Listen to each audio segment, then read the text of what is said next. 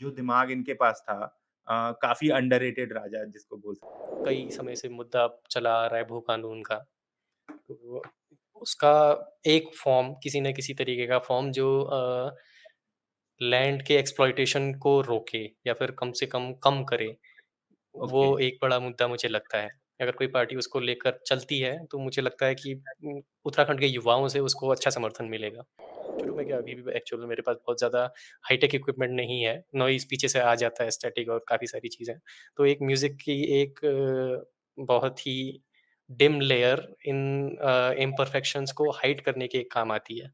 1300 to 1800 जो कुमाऊँ में चंद शासन काल और उधर पवार वंश का शासन रहा गढ़वाल में।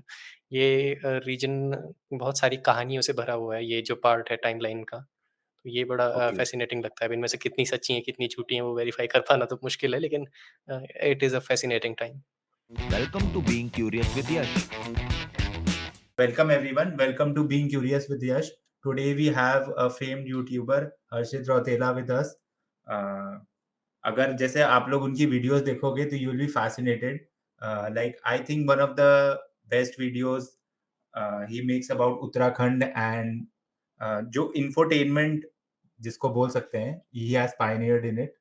And I would really like to know कि कैसा उनका दिमाग चलता है. That is why I have called him on the podcast, and I'm really glad he has come.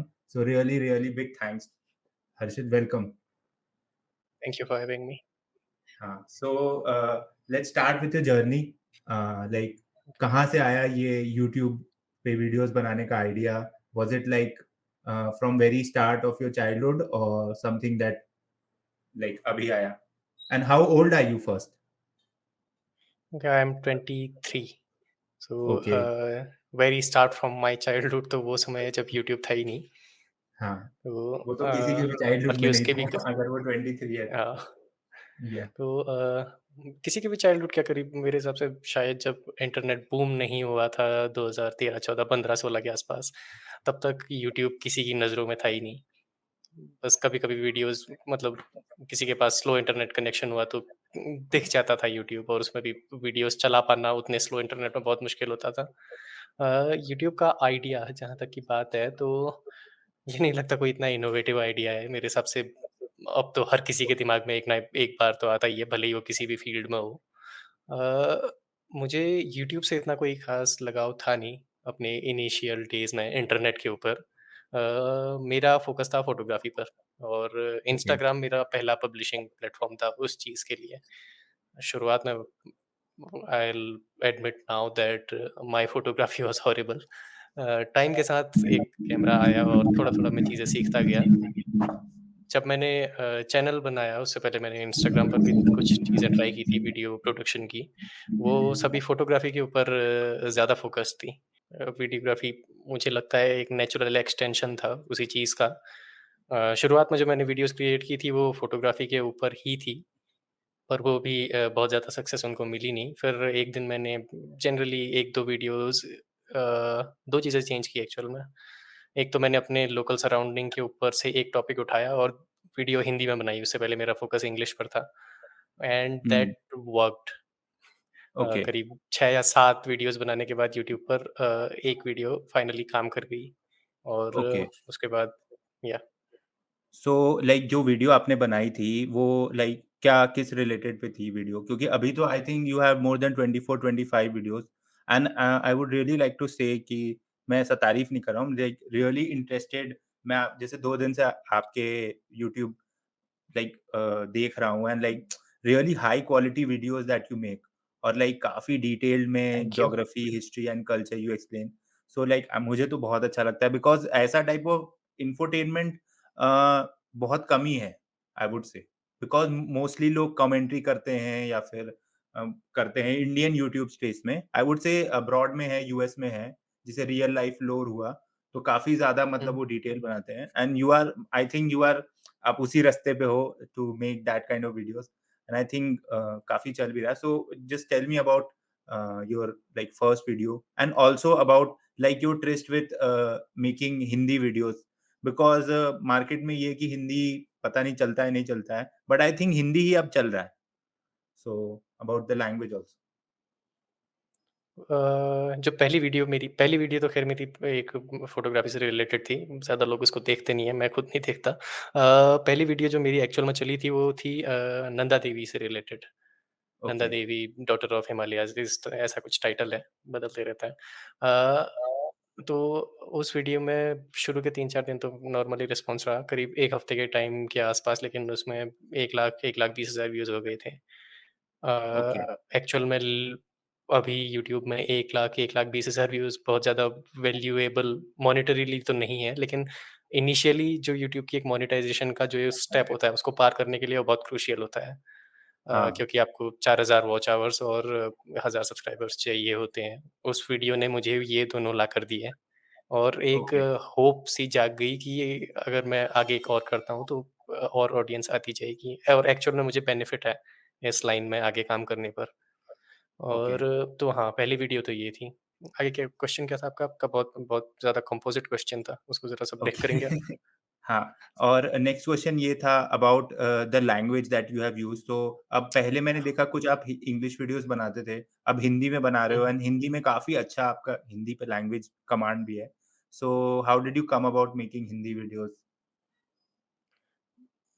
अ बहुत डिफ़िकल्ट डिसीज़न तो नहीं था, बहुत कन्फ्यूज़िंग डिसीज़न था मेरे लिए। I wanted to continue in English. अभी भी मुझे कोई तकलीफ़ नहीं है अंग्रेज़ी से। बस कुछ एक्सपेरिमेंटेशन के बाद इतना मैं ज़रूर देख चुका हूँ कि अंग्रेज़ी में अब मेरा चैनल जिस दिशा में जा चुका है, अंग्रेज़ी में अब वो वापस नहीं आने वाला। वो उस ओके, लेवल की ऑडियंस शायद ही मुझे मिले। हिंदी में अब बात ये थी कि वीडियो जो थी नंदा देवी वो हिंदी के ऑडियंस के लिए कहीं ज़्यादा बेटर थी, अंग्रेज़ी में ओके, उसी वीडियो को देखने वालों में से। जनसंख्या ज़्यादा थी और उससे रिलेट करने वालों की वो भी संख्या भी ज़्यादा थी, और उस समय तक हिंदी को मैंने इतना सीरियसली नहीं लिया था। काफ़ी बहुत ज़्यादा स्ट्रिक्ट हिंदी उसमें नहीं है, ना उसमें प्रोनंसिएशन इतना ज़्यादा बेटर है। लेकिन हिंदी पर ही फिर मैंने धीरे-धीरे आगे फ़ोकस किया, तो फिर मैंने अपनी जो स्क्रिप्ट है उसको भी थोड़ा सुधारना शुरू किया। अंग्रेज़ी के इधर-उधर ओके, जो शब्द बोलचाल में आ जाते हैं उनको भी एलिमिनेट किया। हुँ। ओके।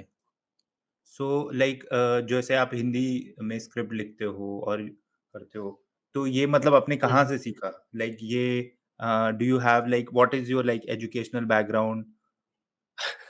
कहाँ से सीखा का तो ख़ैर बड़ा आसान सा उदाहरण है, स्कूल। अच्छा, स्कूल में सभी सीखते हैं हिंदी हाँ, लिखना और अंग्रेज़ी हाँ। लिखना और नहीं निबंध लिखना, मतलब सारी चीज़। True, true. लेकिन एक्चुअली वो जो स्क्रिप्ट राइटिंग है, उसको मतलब दूसरा आर्ट फॉर्म मानते हैं। बिकॉज़ वहाँ पे एक चीज़ों को काफ़ी स्ट्रक्चर करना होता है and like I would just think कि वो एक दूसरा आर्ट फॉर्म है, हुँ। इसीलिए I see um I am trying not to ask. Trained in that art form. हुँ, मैं काफ़ी टाइम से यूट्यूब की वीडियोज़ देखता आ रहा हूँ हुँ, बनाने से पहले, और ओके, मैं बस नोटिस करता आ रहा हूँ काफ़ी क्रिएटर्स को कि उनकी वीडियोज़ में क्या होता है, और उसी से काफ़ी चीज़ें मैं सीखा हूँगा, मुझे ये लगता है। दूसरा मुझे ये लगता है कि लिखते वक़्त एक चीज़ ध्यान रखना ज़रूरी है, ख़ास करके स्क्रिप्ट की। जनता को क्या पसंद आएगा, और जो मैं लिख रहा हूँ ये बोरिंग तो नहीं है या फिर अननेसेसरी तो नहीं है। अगर है तो उसको हटा देना बेहतर है। और अगर ओके, अगर कुछ ज़रूरी है तो उसको आप कितना बेटर लिख सकते हो, आप कितना अट्रैक्टिव तरीके से लिख सकते हो या कितना सिंपल लिख सकते हो। मेरी थीम है सिंपल, जितना सामान्य तरीके से उसको लिखा जाए वो बेटर है। स्क्रिप्ट राइटिंग में ओ फिर अब और 4-5 चीज़ें आ जाती हैं कि वीडियो के साथ आपकी स्क्रिप्ट कितनी बढ़िया तरीके से इंटीग्रेट हो रही है, और काफ़ी सारी चीज़ें फिर धीरे-धीरे और आ जाती हैं, टाइम मैनेजमेंट सब कुछ, म्यूज़िक। Okay, okay. हाँ, और म्यूज़िक से मेरे कुल को मिला के सॉरी, हाँ, हाँ, सॉरी 1 मिनट। और ये चीज़ें मुझे लगता है एक्सपीरियंस के साथ आती हैं। ओके, मुझे नहीं लगता कि अभी भी मैं इनको परफेक्टली कर रहा हूँ। हुँ, लेकिन अगर आपको ये सीखना है तो आप वीडियोज़ बनाना शुरू कीजिए। सबसे बेटर तो ये सबसे बढ़िया एडवाइस तो यही होगी। Okay. So couple of questions जो मेरे दिमाग में आए आपके वीडियोज़ देखते टाइम कि जैसे जो वीडियोज़ आप लाते हो, जैसे आपने अल्मोड़ा पे वीडियो लाया, ठीक है? आपने हुँ, कुमाऊँ रीजन पे वीडियो लाया, ठीक है? और काफ़ी इन्फॉर्मेटिव था और जैसे आपने अलकनंदा पे लाया, भागीरथी पे लाया, तो ये आइडियाज़ आपके पास कहाँ से आते हैं? First I want to know about this and the next question I want to know कि जो म्यूज़िक आप डालते हो वीडियोज़ में, मुझे काफ़ी अच्छा लगा वो म्यूज़िक एंड काफ़ी कैची म्यूज़िक है। आई डोंट नो, मैंने ये चीज़ नोटिस की कि जब मैं आपका वीडियोज़ देख रहा हूँ, समटाइम्स काफ़ी ज़्यादा वो हो जाता है, a lot of information is there, but वो म्यूज़िक के कारण मैं रुका हुआ हूँ because that music is really good, जो भी म्यूज़िक का चॉइस है आपका। So I want to really know कि ये दोनों चीज़ पे how do you actually think about this? ये तो एक टाइम पे एक आंसर करते हैं। हाँ, या मैं आपको भी बल्कि मैं यही कहूँगा कि क्वेश्चंस प्लीज़ एक टाइम पर एक ही पूछिए क्योंकि फिर मैं भूल जा रहा हूँ बोलते-बोलते। Okay, okay. तो पहला क्वेश्चन था आइडियाज़। आइडियाज़ कहाँ से आते हैं? ये बहुत डिफ़िकल्ट क्वेश्चन है आंसर करना किसी के लिए भी। आइडियाज़ कहीं से भी आ सकते हैं। आप इंटरनेट पर कोई वीडियोज़ देख रहे हैं, आप किताबें पढ़ रहे हैं। मैं पहाड़ों में रहा हूँ अपनी पूरी लाइफ़ ऑलमोस्ट 100%।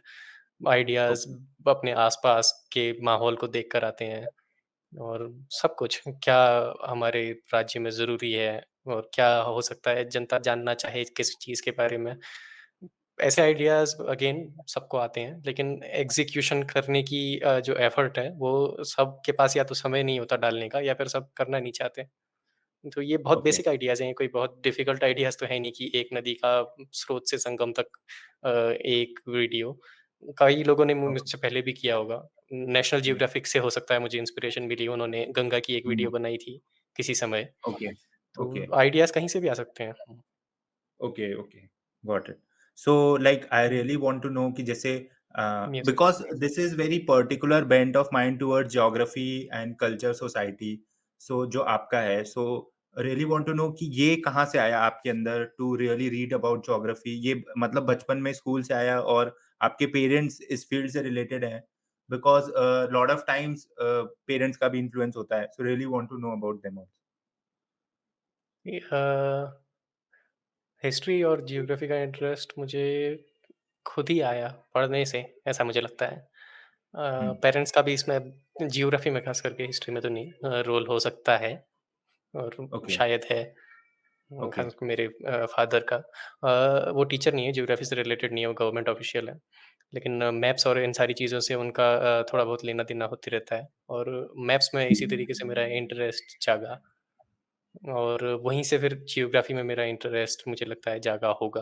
ये कैसे जो हमारे आस-पास की दुनिया है, देखते सब हैं लेकिन एक्चुअल में एक नक्शे के ऊपर चीज़ें बता पाना सब नहीं कर पाते या सब करना नहीं चाहते या सीखना नहीं चाहते। तो वहाँ ये मुझे लगता है एक बड़ा नीश है वीडियोज़ के लिए भी। और जियोग्राफ़ी सही। ओवरऑल मुझे इंटरेस्टिंग विषय लगता है। हिमालय की जियोग्राफ़ी बहुत कॉम्प्लिकेटेड है और अपने लोकल रीजन से बाहर की जियोग्राफ़ी अगर आप किसी को बताएँ तो ये एक अच्छा आइडिया है एग्ज़ीक्यूट करना। हुँ, ओके, हुँ। Got it. Next thing I want to know कि ये जो साउंड पे मैं पूछना चाहता था कि आपने जैसे जो वीडियोज़ में आप साउंड यूज़ करते हो, ये आप मतलब ये आपने कहाँ से सीखा? बिकॉज़ काफ़ी अच्छा आप साउंड यूज़ करते हो और आपने कहा मैं प्रोफेशनली ट्रेन्ड नहीं हूँ मतलब in video making and script writing. So like कहाँ से आप यूज़ करते हो? Because it's really good. तो काफ़ी अ, मतलब तो हुँ, आप पहले म्यूज़िक की बात करते हैं एक बार। हुँ, म्यूज़िक बहुत जेनेरिक म्यूज़िक है जो यूट्यूब ऑडियो लाइब्रेरी से यूज़ हुआ है। यूट्यूब ऑडियो लाइब्रेरी एक फ़ीचर है यूट्यूब का ही जो आपको रॉयल्टी फ्री म्यूज़िक, रॉयल्टी के साथ भी म्यूज़िक वैसे लेकिन royalty free music mostly. Okay. I don't think ऐसे sorry I am retaking it. YouTube audio library एक यूट्यूब का टूल है जो आपको free music, royalty free music copyright free music actual में प्रोवाइड करता है अपनी यूट्यूब वीडियोज़ में यूज़ करने के लिए। कुछ म्यूज़िक कॉपीराइटेड है लेकिन वो आप केवल एक एट्रिब्यूशन के साथ यूज़ कर सकते हैं। तो म्यूज़िक मेनली यहीं से आया और म्यूज़िक आउट ऑफ नेसेसिटी मैं यूज़ करता हूँ in addition to the theme setting. Music की थीम वीडियो की थीम के साथ बहुत डीपली इंटरलिंक्ड है। म्यूज़िक काम है तो वीडियो भी काम है। म्यूज़िक अगर ब्राइट है, हैप्पी है तो वीडियो की थीम भी मुझे लगता है ऐसी ही होनी चाहिए या फिर एक्चुअल में ट्रू। Vice versa. अगर आपकी वीडियो ब्राइट है तो आपको म्यूज़िक भी थोड़ा बहुत मैचिंग उससे यूज़ करना चाहिए ताकि एक कोहेरेंस रहे। आपकी वीडियो स्ट्रक्चरली स्प्लिट ना हो जाए कि म्यूज़िक किसी दूसरी दिशा में जा रहा है, आपकी स्टोरी किसी दूसरी दिशा में जा रही है। और दूसरा था टेक्निकल ग्लिचेस को छुपाना। म्यूज़िक का एक रोल मेरे लिए ये था, क्योंकि शुरू में क्या, अभी भी एक्चुअल में मेरे पास बहुत ज़्यादा हाई-टेक इक्विपमेंट नहीं है। नॉइज़ पीछे से आ जाता है, स्टैटिक और काफ़ी सारी चीज़ें। तो एक म्यूज़िक की एक बहुत ही डिम लेयर इन इम्परफेक्शंस को हाइड करने के काम आती है। तो म्यूज़िक अच्छा, मैं इस तरीके से भी यूज़ करता हूँ। अच्छा। ये काफ़ी अच्छी ट्रिक हुँ, है। हुँ। Nice, nice. Uh, so now I want to know your interest about Uttarakhand. आप पूरा जिंदगी भर आपने कहा मैं 100% उत्तराखंड में रहा हूँ। So really almost want 100%। Okay okay सो तो जैसे रेस्ट ऑफ द टाइम आप कहाँ रहे हो? उत्तराखंड में नहीं रहे। कुछ 7-8 महीने में दिल्ली भी रहा, ओके 23 सालों बट में। अच्छा बट आपको दिल्ली नहीं पसंद आया? अ, दिल्ली मुझे पसंद नहीं आया। जाने का रीज़न एक्चुअल में वो नहीं था, जाने का रीज़न कोरोना था। अच्छा, मैंने बैचलर्स दिल्ली से किया। अच्छा, उम, अपना, ओके, और 6-7 महीने के बाद मैं छुट्टी पर घर आया और वापस केवल फिर एग्ज़ाम देने गया, ओके, ओके। फाइनल ईयर के।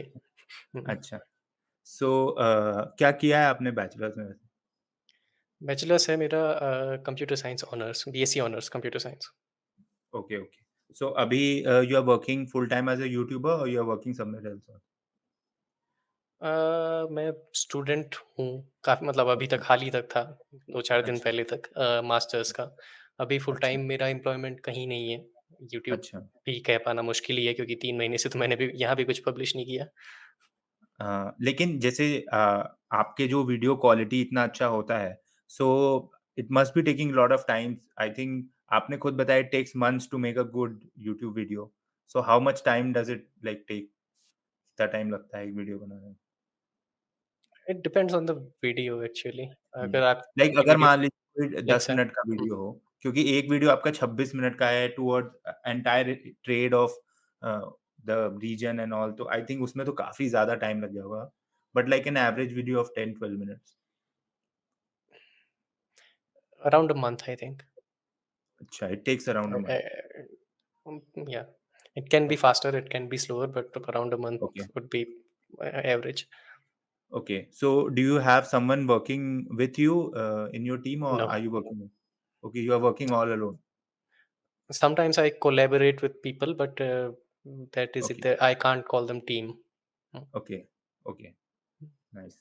सो नाउ आई ज़्यादातर वांट टू चीज़ें नो। मतलब मैं, सॉरी, ओके, या नहीं आप सॉरी, बोलो। ज़्यादातर चीज़ें मैं अपनी खुद ही करता हूँ, स्क्रिप्टिंग, एडिटिंग और वॉइस ओवर्स और सब ओके, कुछ। ओके, इंटरव्यूज़ को अगर आप एक्सक्लूड भी कर देते हैं, या फिर कभी-कभी कुछ क्लिप्स मैं अपने फ्रेंड से लेता हूँ, उसको अगर आप एक्सक्लूड भी कर देते हैं, तो उसके अलावा बाकी सब मेरा खुद ही रहता है। ओके, वो भी एक्चुअल में ऑलमोस्ट 90% तो मेरा ही रहता है। Okay. But that's really good like इतना ज़्यादा काम you really do. Nice. So now I want to All, explore about there are या millions of YouTubers who all do this better than me. So like it's totally subjective, but I think you are a really good YouTuber.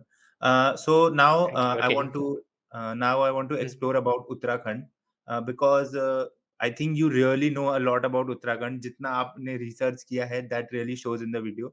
So मेरा कुछ question था.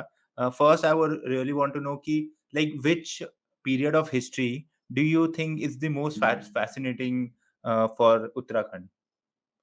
पहले तो वो उत्तर प्रदेश था, but now we can just consider it like Uttarakhand. Like upon your research you are like कि this is the most okay, fascinating. Uttar Pradesh का तो इतना लेना-देना नहीं है, क्योंकि उत्तराखंड का इतिहास आमतौर पर उत्तर प्रदेश के इतिहास से बहुत अलग रहा है। एक कारण रहा है कि उत्तराखंड को अलग राज्य का दर्जा दिया गया, क्योंकि कल्चरली और हिस्टोरिकली ये पूरा इलाका जियोग्राफिकली एक्चुअली सबसे बड़ा कारण उत्तर प्रदेश के बाकी क्षेत्रों से अलग ही रहा है। तो आप कह रहे हैं कि most interesting part, medieval times, I think around 1500 to 1800, जो कुमाऊँ में चंद शासन काल और उधर पवार वंश का शासन रहा गढ़वाल में। ये रीजन बहुत सारी कहानियों से भरा हुआ है, ये जो पार्ट है टाइमलाइन का। तो ये बड़ा ओके, फ़ैसिनेटिंग लगता है। अब इनमें से कितनी सच्ची हैं, कितनी झूठी हैं, वो वेरीफ़ाई कर पाना तो मुश्किल है, लेकिन it is a fascinating time. Okay, okay. So, like, why do you think it's like fascinating? Because of the power struggle, ऐसा कुछ है या फिर there is something है। else going on? There are a lot of battles, power struggles, बहुत षड्यंत्र हुए एक से एक, और Okay, बहुत मुगलों के साथ संबंध स्थापित करने की कोशिशें हुई। काफ़ी सारी चीज़ें हुई, एक दोस्ती हुई, कभी किसी बाहर से कभी हमला हुआ तो रोहिलों का हमला अल्मोड़ा पर हुआ था। तो okay. कुछ समय के लिए मित्रता हुई, कभी गढ़वाल के राजा कुमाऊँ में बैठे। काफ़ी सारी चीज़ें हुई इस बीच, और काफ़ी Okay, सारी चीज़ें पहले भी हुई होंगी, काफ़ी सारी चीज़ें बाद में भी हुई होंगी। ये जो पार्ट है टाइमलाइन का, ये हुँ, रिकॉर्डेड काफ़ी बढ़िया है, और मैं कहूँगा कि भारत के बहुत सारे हिस्सों में से, फॉर हुँ, एग्ज़ाम्पल हिमाचल है या लद्दाख है या जम्मू है, इनके इतिहास से कुछ हद तक मुझे लगता है कि बेटर रिकॉर्डेड ये पार्ट है हमारी हिस्ट्री का, क्योंकि कई इतिहासकारों ने अच्छा काम किया है इसके ऊपर। गढ़वाल से ज़्यादा ओके, बल्कि मैं कहूँगा कुमाऊँ पर। ओके। सो लाइक जैसे आप फिर ये जो ये पार्ट ऑफ हिस्ट्री है आपका कैसे आपने रिसर्च किया इसके बारे में? लाइक इंटरनेट पे किया या फिर you did some archival research? Research एक कॉर्नर से कभी होती नहीं है, आपको मल्टीपल सोर्सेज़ में जाना ही पड़ता है, और बुक्स भी अभी या तो आप खरीदें या तो फिर आप इंटरनेट पर जाएँ, आपके पास 2 ही ऑप्शन है, ख़ास करके हिस्ट्री की। तो हुँ, कुछ तो मैंने खरीदी, और कुछ आर्काइव ऑर्ग नाम की एक वेबसाइट है जहाँ आपको पुरानी किताबें मिल सकती हैं। कुमाऊनी ओके। आर्काइव्स नाम की एक वेबसाइट कोई मेंटेन कर रहा है, मैं जानता तो नहीं हूँ कौन है, लेकिन बहुत भला काम कर रहे हैं। अच्छा, true, true, true. I think it's really tough and laborious work or it's not even that rewarding. So you do for the love of it. Rewarding से क्या मतलब है उसके ऊपर तो डिस्कशन किया जा सकता है। It benefits me financially definitely. कितना करता है वो कुछ लोगों को ज़्यादा लगेगा, कुछ लोगों को कम लगेगा, ज़्यादा लोगों को कम ही लगेगा वैसे। I do it, I don't know why I do it really. I do it for the love of the work itself maybe. I can't Yeah, confirm और deny it. yeah. Huh. No, I was actually talking about the person who does the archival work that आप बता रहे थे ना Kumaon dot जो भी Kumaoni archives, internet हाँ। कुमाऊनी हुँ, हुँ। Archives तो that is a really like difficult work आप जा जाके उसको करो एंड देन फिर हाँ। कितना ही रिवॉर्डिंग होगा you can do much more publishing work and all और I think that is much more financially oh! Rewarding sorry, तो ये पार्ट आपको काटना पड़ेगा। मुझे लगा आप मेरी बात कर रहे हैं, यूट्यूब की बात कर रहे हैं। आप आर्काइविंग की बात कर रहे हैं, हाँ। या आर्काइविंग मोस्टली अभी दुनिया की जो स्टेट है, ये फॉर एग्ज़ाम्पल आर्काइव और जिसकी मैं बात कर रहा हूँ, दुनिया की सबसे बड़ी आर्काइव साइट है। ये डोनेशंस पर डिपेंड करते हैं। ओके इंडिया में क्या स्थिति है, ये मैं जानता नहीं हूँ। को मुझे लग रहा है क्या पता कोई अपनी बस दिल की अच्छाई से ही कर रहा है, अपने पार्ट टाइम में। लेकिन बहुत बड़ा हाँ काम है। हम्म, और एक्सपेंसिव काम भी साबित हो सकता है, क्योंकि आपको स्टोरेज चाहिए, आपको मेहनत चाहिए, आपको ऑर्गेनाइज़ेशन के लिए हम्म, एफर्ट चाहिए, काफ़ी सारी चीज़ें हम्म, हैं। हुँ। या so going back to the time you were telling कि 1500 से लेके 1800 is the most exciting part that you found it. So I want to know like आप कुछ stories share करो about some raja or some rulers that you found कि their brain should be picked in the current times कि भाई मतलब जो दिमाग इनके पास था काफी underrated राजा जिसको बोल सकते राजा तो नहीं, एक मंत्री थे कुमाऊँ में, एक ज़माने में, हर्षदेव जोशी नाम के, हैं ओके शायद कभी नाम सुना हो। गढ़वाल के नहीं, सॉरी, कुमाऊँ के राजा के सलाहकार कह सकते हैं उनको। कभी-कभी सेना भी सँभालते थे, उनके पिताजी एक अच्छे सेनानी थे। बहुत सारे राजाओं के आने और जाने का कारण रहे। किंग मेकर उनको कहा जा सकता है। और चाणक्य दिमाग हाँ, चाणक्य, चाणक्य उनको कहा भी जाता है कुमाऊँ का। कभी अच्छा जीके का क्वेश्चन आएगा तो किसी एग्ज़ाम में। हर्षदेव पता चला जोशी 1 करोड़ का क्वेश्चन आया केबीसी में। तो वो रिस्पॉन्सिबल रहे कुमाऊँ के एग्ज़िस्टिंग राजा को किसी और राजा से रिप्लेस करने के, उसके बाद ओके, गढ़वाल के राजा को कुमाऊँ लाने के, उसके बाद गोरखों को कुमाऊँ पर आक्रमण करवाने के, और फिर उसके बाद अंग्रेज़ों को कुमाऊँ लाने के। तो ओके, 4 सत्ता परिवर्तन उनको एट्रिब्यूट किए जाते हैं किसी न किसी फ़ॉर्म में। ओके, ज़ ऐसा नहीं है कि वो नहीं होते तो ऐसा होता ही नहीं, लेकिन वो एक बड़े कैटलिस्ट थे इस मामले अच्छा, में। अच्छा। कथाएँ तो अभी बहुत हैं। अब मैं ठीक-ठीक दिमाग में तो नहीं आ रहा है और कितनी सच्ची हैं, कितनी झूठी हैं, ये कह पाना भी बहुत मुश्किल है, क्योंकि हुँ, मेनली 1 या 2 ही सोर्सेज़ हैं, जो ये बहुत ओके, सारी बातें करते हैं। ओके, तो ये है। Okay, nice. मतलब आई थिंक उनको काफ़ी एक्सप्लोर किया जाना चाहिए प्रेज़ेंट डे में, so that person really gets to know कि भाई इतना दिमाग तो कम ही लोगों में होता है। 4-4 उन्होंने राजा हुँ। बदलवा दिए। हाँ, और हुँ, उन्होंने अपने स्वार्थ के लिए किया या फिर अपने राष्ट्र के लिए किया, अपने मुल्क के लिए किया, काफ़ी हाँ, डिस्कशन इन बातों पर हो सकते हैं, हुए भी हैं। हाँ, बस पढ़ने वाली बात भी है। अक्सर हाँ, मैं ये रिसर्च में ये देखने में आता है कि जो आइडिया अभी आपको आया है, आपके दिमाग हाँ, में आया है, आपके स्पेसिफिकली नहीं, किसी के भी दिमाग में आया है, हाँ, वो चांसेज़ हैं कोई उस पर पहले ही रिसर्च कर चुका है और लिख चुका है, हाँ, तो बस एक हुँ। ढूँढने की देर होती है। True, true. एक वीडियो मैं आपका देख रहा था जिसमें आपने अबाउट द क्या एक वीडियो में आपका देख रहा था आपने जिसमें इलेक्टोरल सिस्टम जो हमारा वोटिंग प्रोसेस है, उसका क्रिटिक किया हुँ, था कि जो first past the post system है that is not like a very great system. Yeah तो I really want to know कि आप like because you are a young person, I am also a young person not that old कि what do you think is a better system? Because इस system and like आपने काफ़ी अच्छे से उसमें explain किया कि इस सिस्टम में क्या प्रॉब्लम्स है। So if you really would like to explain it here also और मतलब what do you think is a better system you think कि बिकॉज़ कई सारे स्टेट्स की भी ये मतलब वो बोलते हैं कि जैसे साउथ इंडिया है, साउथ इंडिया की पॉपुलेशन कम है। सो दे ऑलवेज़ से कि हमारा रिप्रेजेंटेशन कम है and that is a true fact and they earn more than north India. So what do you think should be a better system? जहाँ तक south India की बात है, साउथ इंडिया की पॉपुलेशन कम है, इसीलिए उनका रिप्रेजेंटेशन कम है और ये बात फ़ेयर है, जितना मुझे लगता है। कौन कितना कमा रहा है, इससे उनका रिप्रेजेंटेशन तय किया गया होता, तो गरीबों को वोट ही नहीं मिलते। हुँ, केवल अमीरों के हाथ में सब कुछ होता। देखा जाए तो अभी भी है, लेकिन कम से कम इतना ओवरटली नहीं है। सीट्स उनके पास पार्लियामेंट्स में कम है, लेकिन अपने राज्य को खुद ही सँभालते हैं और जहाँ तक आपकी बात है, वो फिर एक दूसरा डिस्कशन है कि सेंट्रल बजट किस तरीके से उनका एलोकेट होता है कि बिहार और इन स्टेट्स को ज़्यादा होता है, उत्तराखंड को ज़्यादा होता है क्योंकि स्पेशल स्टेट है और बॉर्डर के करीब है और उनको अपने ₹100 कंट्रीब्यूट किए हुए में से 11-12 रुपए वापस मिलते हैं, वो दूसरा डिस्कशन है। वोटिंग की बट जहाँ तक बात है तो उसी वीडियो हाँ, सॉरी। नहीं आप बोलो बोलिए, फिर बोलिए।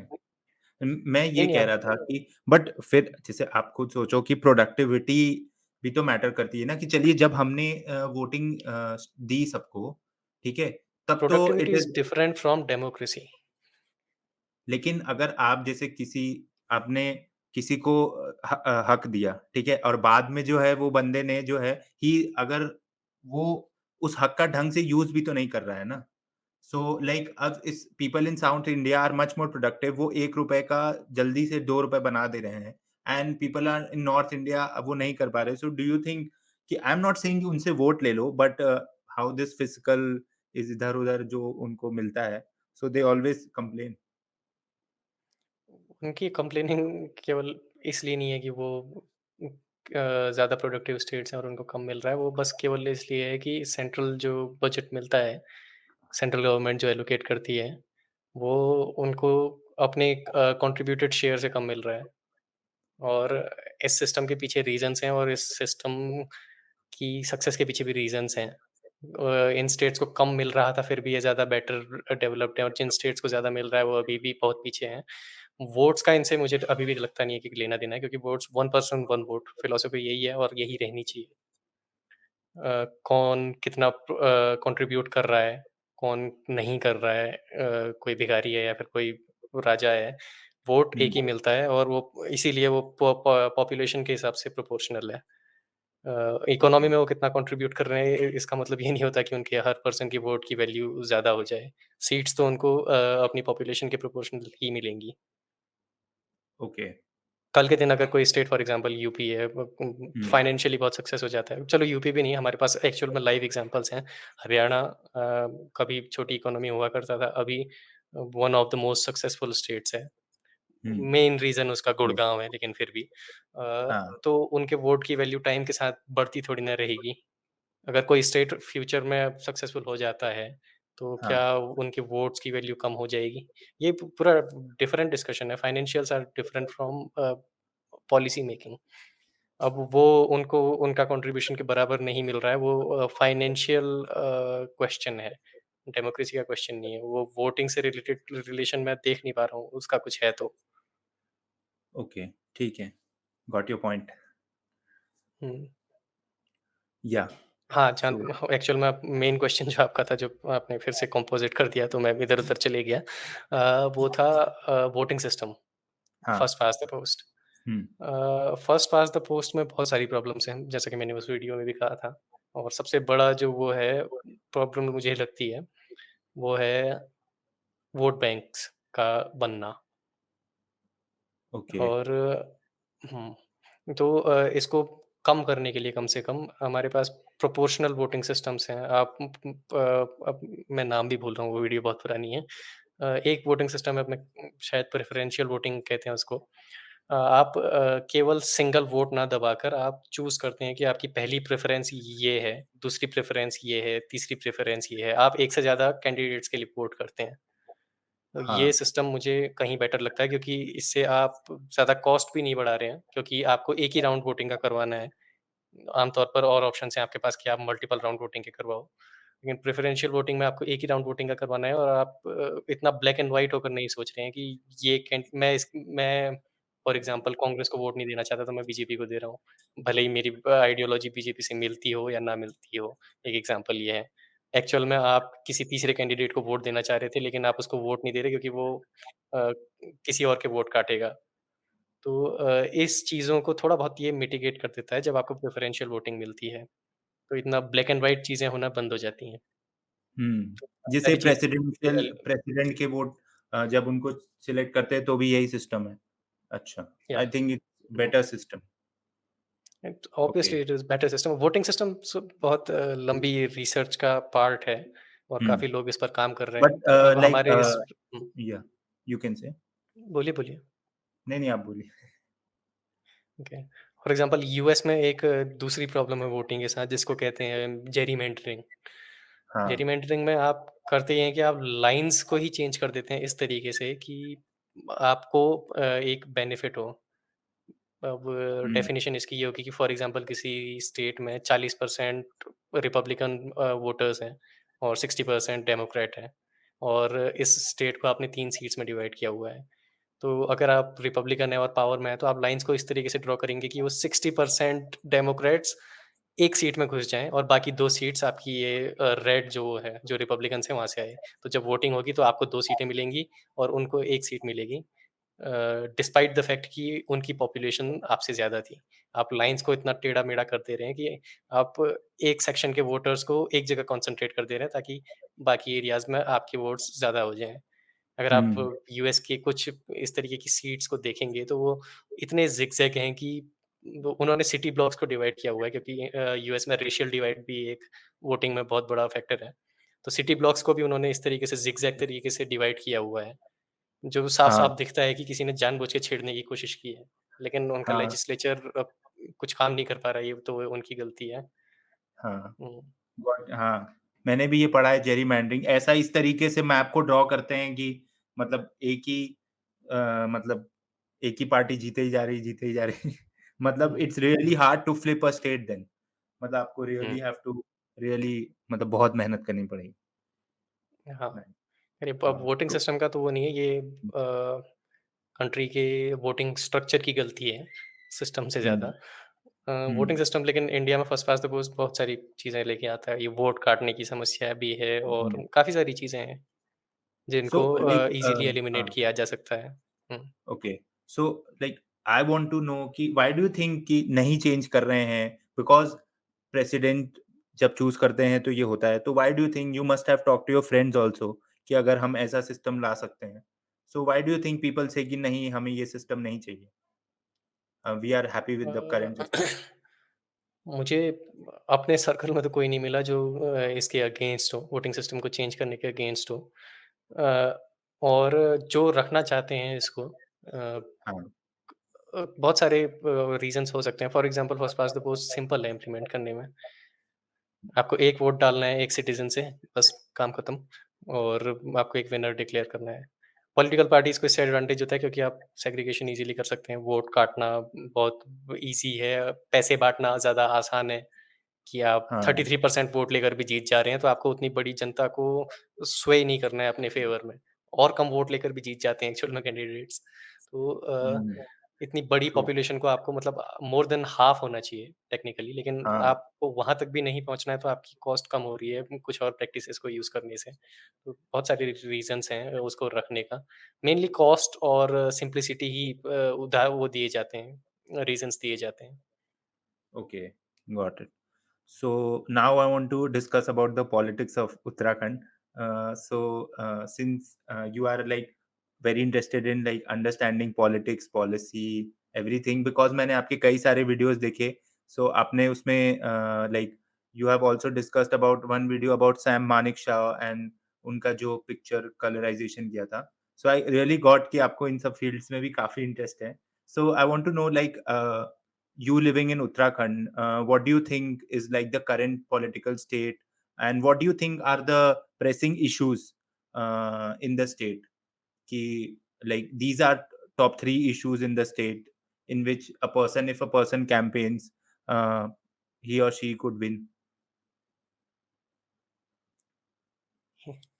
विनिंग बहुत डिफरेंट मुद्दा है क्योंकि अंत में जिसकी लाठी उसका बैल और जो पैसे बाँटेगा वो जीतेगा। कई कब बहुत समय से देखने में आ रहा है और जीतना ख़ास करके विधानसभा चुनाव में लोकल कैंडिडेट्स के ऊपर ज़्यादा निर्भर करता है, ऐसा भी लगता है। Okay, गाँव में वोटिंग बहुत अजीब तरीके से होती है। गाँव में एक गुटबाज़ी सी बन जाती है, जितना मेरे ध्यान में आया है कि गाँव का सरपंच इस पार्टी का समर्थक है, तो हमने ग इस ग्राम प्रधान को वोट दिया था, तो हम जिसका ये समर्थन कर रहा है, उसको वोट देंगे। कोई अगर उसके विरोध में है, कोई दूसरा ग्रुप बना ले रहा है अपना, तो इस तरीके से वोटिंग होती है। इंडिविजुअलिटी की मुझे कमी लगती है रूरल सीन में। okay. अर्बन उत्तराखंड की अभी जनसंख्या ही बहुत कम है, तो वहाँ तो क्या ही कहा जा सकता है। पॉलिटिकल प्रॉब्लम्स जो उत्तराखंड की हैं, अभी मुझे लगता है एक तो उत्तराखंड एक पहाड़ी राज्य है जिसके पास लिमिटेड रिसोर्सेज़ हैं और लिमिटेड कैपेसिटी है लोगों को सहने की और कई समय से मुद्दा चला आ रहा है भू कानून का। तो उसका एक फ़ॉर्म किसी न किसी तरीके का फ़ॉर्म जो लैंड के एक्सप्लॉइटेशन को रोके या फिर कम से कम करे, वो Okay. एक बड़ा मुद्दा मुझे लगता है। अगर कोई पार्टी उसको लेकर चलती है, तो मुझे लगता है कि उत्तराखंड के युवाओं से उसको अच्छा समर्थन मिलेगा। अब देखने वाली क्या बात है कि कौन ऐसी सा कौन-सी मुद्दा पार्टी आपने है, बताया? भू कानून। भू कानून का। हुँ। ओके, सो लाइक एक्चुअली में मुद्दा क्या है इस चीज में? लाइक लोगों का पेन पॉइंट क्या है यहाँ? पेन पॉइंट ये सोशियोलॉजी की एक रिसर्च और हो सकती है क्योंकि जिसका जैसा मन करता है इस मुद्दे को वो अपने दिमाग से वैसा मोड़ देता है। कुल मिला के ज़्यादातर लोगों का कंसेंसस फिर भी मैं एवरेज करके कहूँगा तो ये है कि वो हिमाचल की तरह नॉन डोमिसाइल जो लोग हैं उत्तराखंड के, उनको अच्छा, सेल ऑफ लैंड रोके या फिर ओके, किसी लिमिट लगाए या फिर कुछ करे। लिमिट तो अभी भी है लेकिन ओके, अभी हाल ही में कुछ समय पहले ही सरकार ने वो लिमिट काफ़ी बढ़ा दी थी। ओके। सो अगर सेल ऑफ, मैं उत्तराखंड से नहीं हूँ, बट आई कैन से अगर सेल ऑफ लैंड रुक जाएगा तो डोंट यू थिंक कि पहली बात तो लैंड का प्राइस एप्रिसिएशन जो है वो आई थिंक बहुत कम कम हो होगा। जाएगा। और दूसरी चीज़ ये है कि इनोवेशन, डोंट यू थिंक कि अगर वहाँ कोई नए आइडियाज़ लोग नहीं लेके आएँगे, बिकॉज़ कोई इंसेंटिव नहीं रहेगा, because I think over the history land is one of the biggest incentive कि मैं वहाँ जाऊँ, काम करूँ, I can build my own house और get my own land. Don't you think इन सब चीज़ों का रुकावट होगा? अ, हो सकता है, मैं यही कह सकता हूँ फ्यूचर किसी ने देखा नहीं है। लेकिन हुँ, वहीं हमारे पास शाइनिंग एग्ज़ाम्पल इस चीज़ का है हिमाचल प्रदेश जो काफ़ी समय पहले ये लॉ लेके आ चुका था। हालाँकि इन टैंडम हिमाचल की जो शुरुआती लीडरशिप थी वो भी मुझे लगता है कि बाकी भारत से कहीं ज़्यादा दूरदर्शी थी। तो ओके, उन्होंने अपने इंफ्रास्ट्रक्चर पर भी काम किया काफ़ी बेहतर तरीके से। तो अभी अभी जो करंट स्टेट है हिमाचल प्रदेश की जो आपने प्रॉब्लम्स कही, ये मुझे लगता नहीं है कि उतनी देखने में आती हैं वहाँ।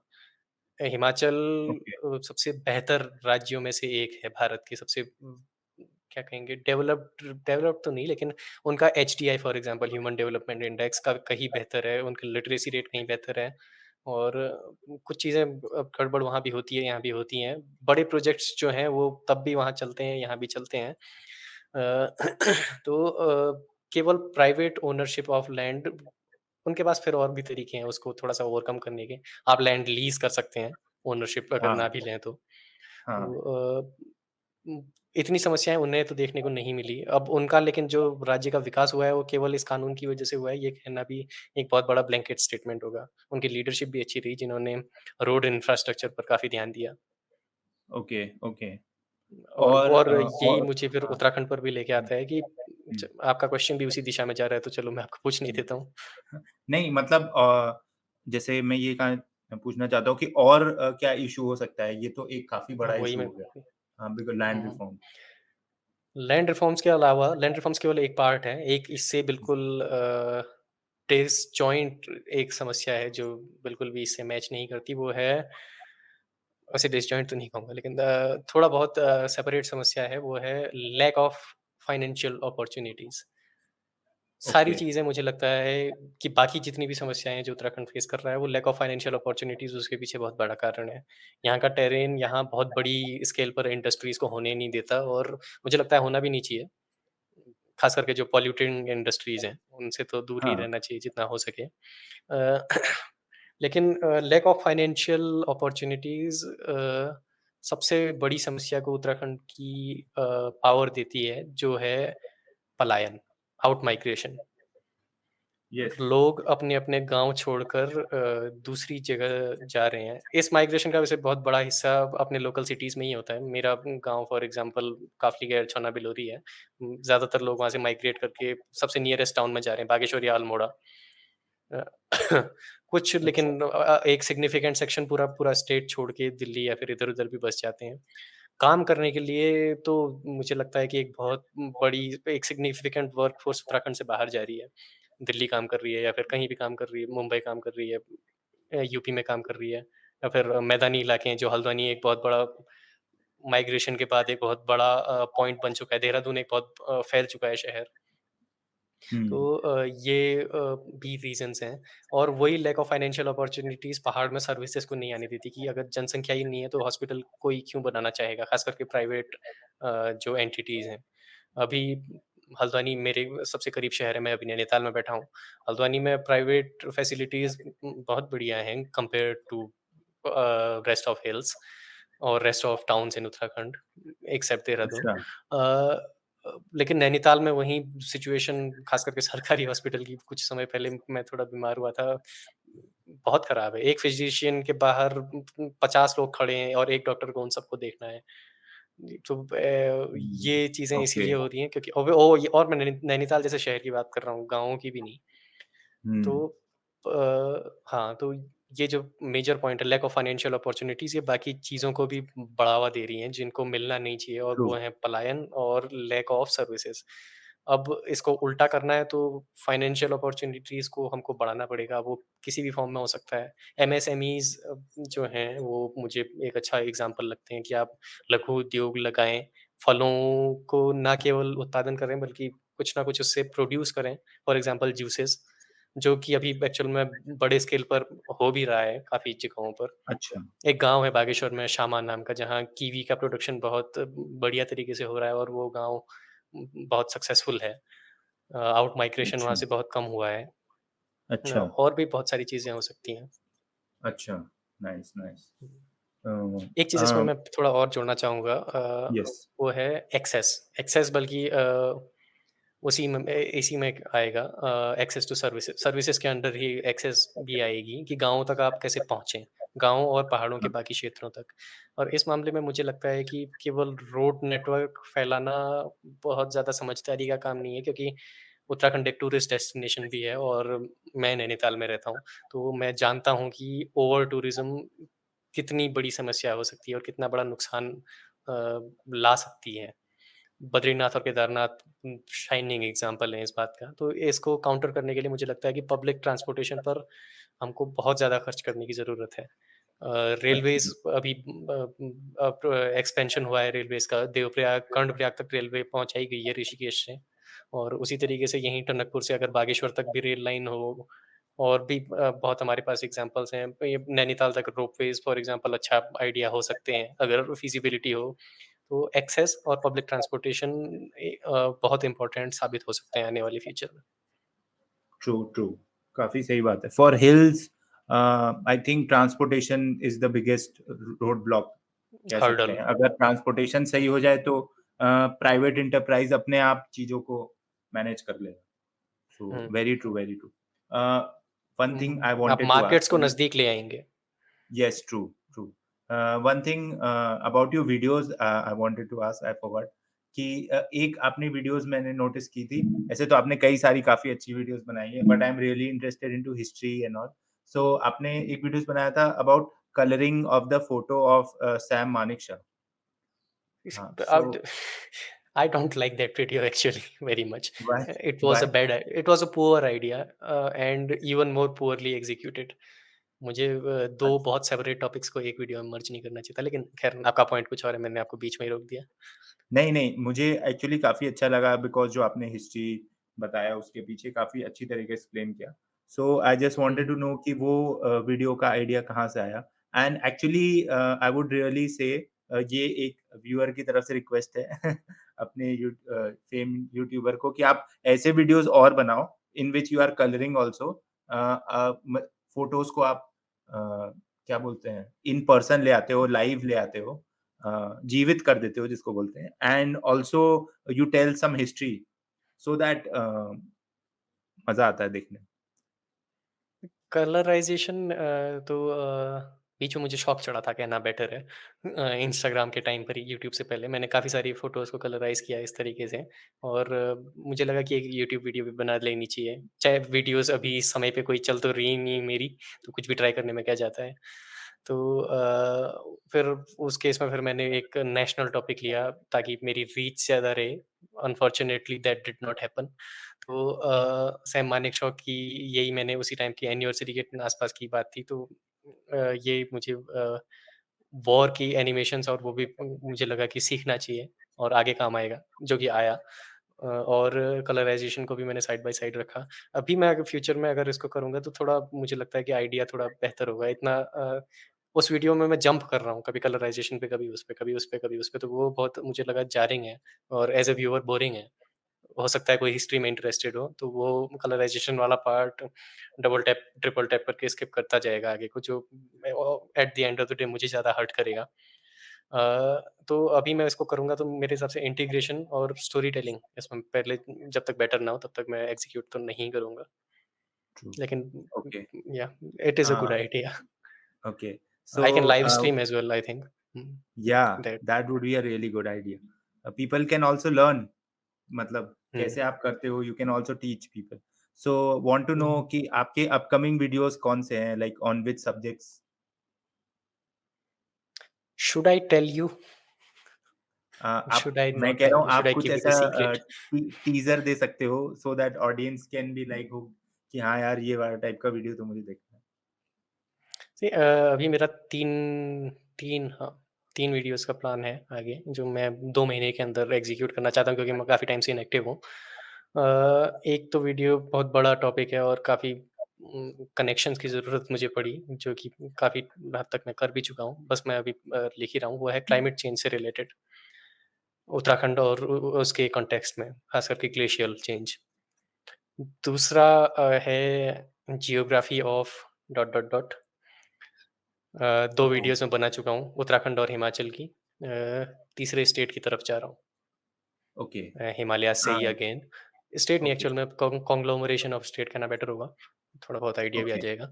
और तीसरा है एक ट्रैवलॉग स्टाइल की वीडियो, और ट्रैवल व्लॉग नहीं, ट्रैवलॉग। ओके, एक यात्रा वृत्तांत सी ओके, एक video. Okay. So want to know कि अपार्ट फ्रॉम उत्तराखंड इंडिया में ऐसा कौन-सा स्टेट है that is very fascinating to you? History wise I think Rajasthan की, क्योंकि मैं थोड़ा बहुत हिस्ट्री पढ़ भी चुका हूँ, तो राजस्थान की हिस्ट्री मुझे काफ़ी अट्रैक्ट करती है, लेकिन हर राज्य की अपनी हिस्ट्री रही है। साउथ की हिस्ट्री मैं अभी बहुत ज़्यादा बेहतर तरीके से जानता नहीं हूँ, लेकिन I am sure if I read it, it will be very fascinating। True. तो मैं बस जानता नहीं हूँ बाकी जगहों के इतिहास के बारे में उतना बेहतर तरीके से, जितना मैं उत्तराखंड या राजस्थान या फिर जनरली इंडिया जो एनसीईआरटी की किताबों से पढ़ा है, उस तरीके से जानता हूँ। हाँ, तो ये कहना प्रीमेच्योर होगा कि किस राज्य का इतिहास मुझे ज़्यादा पसंद आता है, क्योंकि मैं जानता ही नहीं हूँ ज़्यादातर राज्यों के इतिहास को। ट्रू, ये तो ट्रू। ये है। हुँ। हाँ, obviously. So and like we'll be ending it. So books and movies जो आप recommend करना चाहो to our viewers कि काफ़ी that inspired you and also जो उनके knowledge base को help करे? I don't watch a lot of movies, neither do I read a lot of books. मैं अपने में जो रिसर्च से रिलेटेड होती हैं, ज़्यादातर वही बुक्स पढ़ता हूँ। हाँ, नहीं, उसमें से भी आप ऐसे recommend कर सकते हो, दे आर जो हिस्ट्री आपके बुक्स पास और है मैं सुन गैसेटियर्स, वो कोई उनको वो बुक्स नहीं है, वो स्टेटमेंट ऑफ फैक्ट ज़्यादा है। हुँ, अगर मैं उनको रिकमेंड करूँगा तो मैं किसी भी जीके की बुक को रिकमेंड कर सकता हूँ। वो बुक्स नहीं है, वो तो बस खाली एक कलेक्शन ऑफ फैक्ट्स की तरह ज़्यादा है। एक किताब मैंने अभी हाल ही में ली है, जो मैंने पूरी तरह पढ़ी नहीं है, लेकिन उस देखने में अच्छी लग रही है, वो है wild Himalaya by Stephen Alter. Wild Himalaya, एक मिनट मुझे चेक करना पड़ेगा टाइटल क्या है, sorry.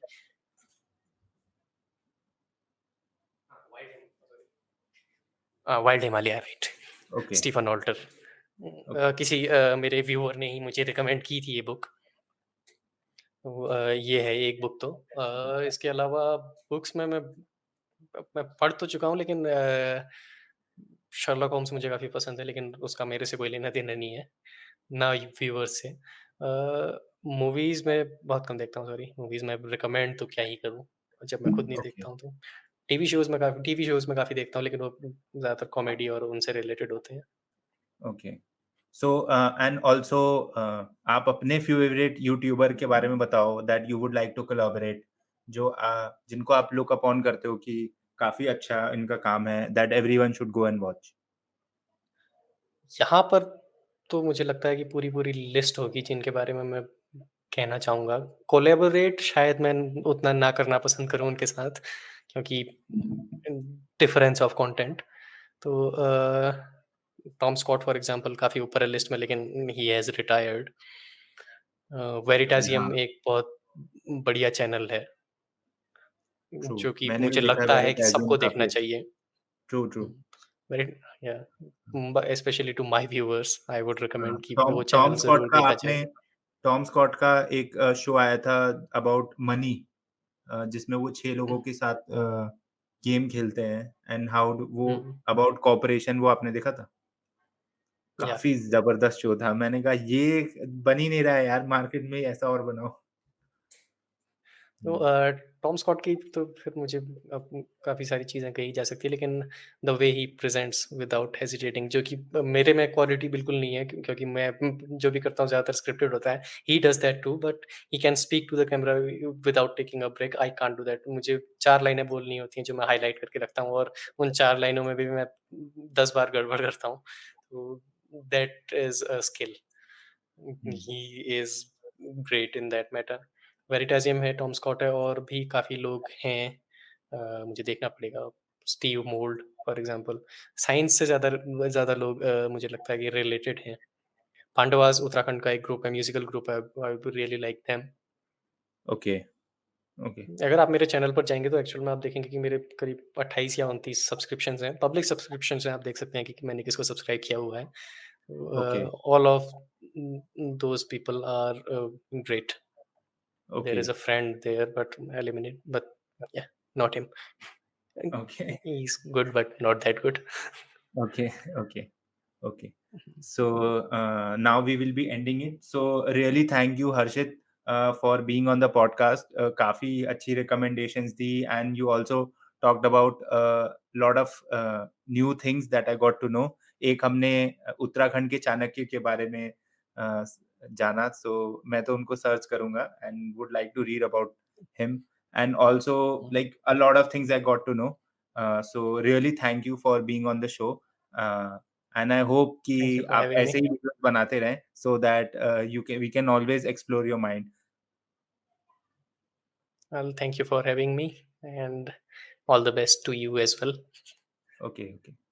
So bye bye. Take care. Bye. Okay, bye.